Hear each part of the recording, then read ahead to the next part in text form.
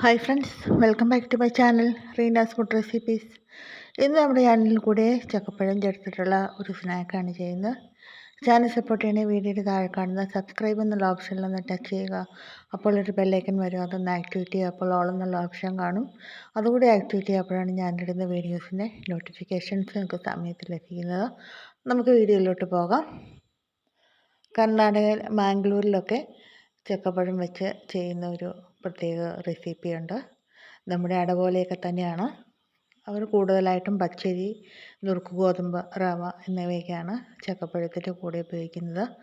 ഇന്ന് നമ്മൾ നുറുക്ക് ഗോതമ്പ് ചേർത്തിട്ട് അതുപോലെ ഒരു റെസിപ്പിയാണ് ചെയ്യുന്നത്. 1 കപ്പ് നുറുക്ക് ഗോതമ്പ് ഞാൻ വേവിച്ചെടുത്തിട്ടുണ്ട്. ചെറിയ ഇനം നുറുക്ക് ഗോതമ്പാണെങ്കിൽ വേവിക്കേണ്ട ആവശ്യമില്ല, മിക്സിയിലൊന്ന് കറക്കി എടുക്കുക. 1 കപ്പ് തേങ്ങ എടുത്തിട്ടുണ്ട്.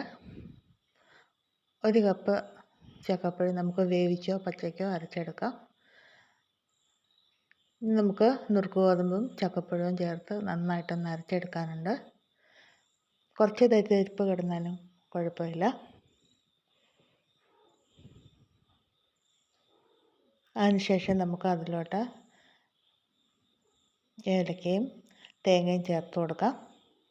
ഒന്ന് ലൂസായി പോയിട്ടുണ്ടെങ്കിൽ ആവശ്യത്തിന് ശർക്കര മധുരം ചേർത്ത് നമ്മൾ അരയ്ക്കുന്ന സമയത്ത് ചേർത്ത് കൊടുത്താലും മതി.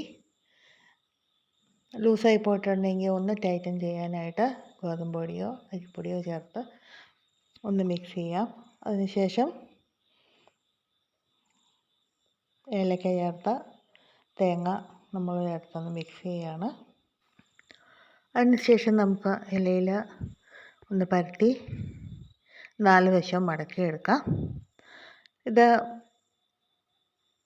അവരുടെ ഭാഷയിൽ അറിയപ്പെടുന്നത് ഗട്ടി എന്നാണ്. അടയ്ക്ക് ഗട്ടി എന്നാണ് പറയുന്നത്. ബാംഗ്ലൂരിലൊക്കെ ഇങ്ങനെയുള്ള അട തയ്യാറാക്കി ചെറിയ പീസാക്കിയ ശേഷം അതിന് മുകളിൽ നെയ്യ് തൂവിയാണ് കഴിക്കുക. വളരെ ഹെൽത്തിയാണ്. നുറുക്ക് ഗോതമ്പൊക്കെ ചേർത്തിരിക്കുന്നുണ്ട്, നല്ല ടേസ്റ്റുമാണ്. നമ്മൾ അരിപ്പൊടി കൊണ്ട് അട ഉണ്ടാക്കി പരീക്ഷിക്കുന്നതിന് പകരം ഇതൊന്ന് ട്രൈ ചെയ്ത് നോക്കുക. സപ്പോർട്ട് ചെയ്യുക. Thank you for watching.